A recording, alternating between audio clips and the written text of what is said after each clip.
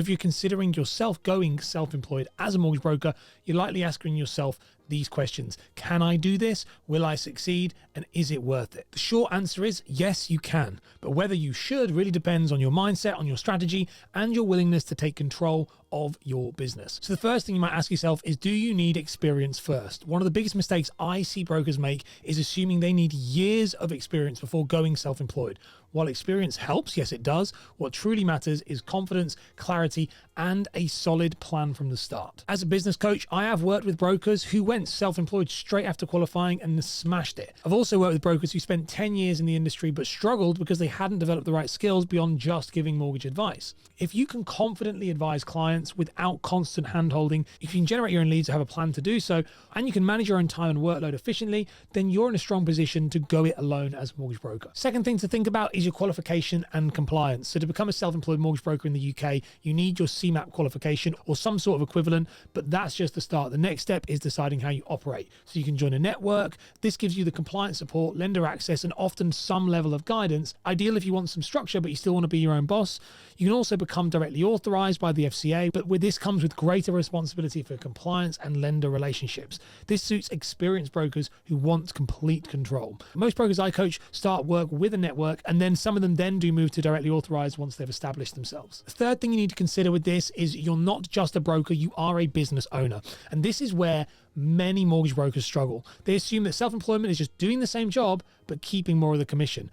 Massively wrong. The moment you go self-employed, you are no longer just an advisor. You are a proper business owner. This means that you have to market yourself. Clients aren't just going to appear. You need to plan to generate leads. You're going to have to manage compliance. You're going to have to manage admin. There's no one else now to check your files for you, which there may have been if you were from an employed role.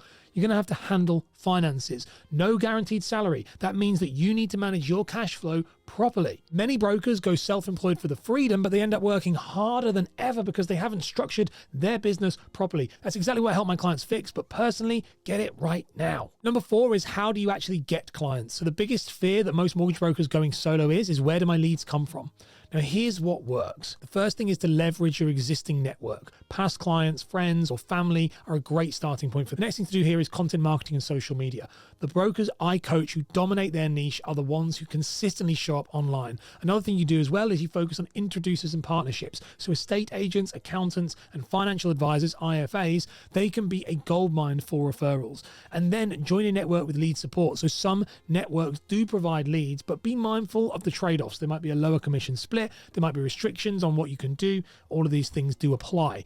Most importantly, though, you need to find a repeatable lead generation strategy. Without one, self-employment can feel like a constant hurdle for the next deal. As my old boss used to say to me, it can feel like pushing water uphill with a fork. The number 5 is, how much can you actually earn? One of the biggest perks of being self-employed is the earning potential is massive.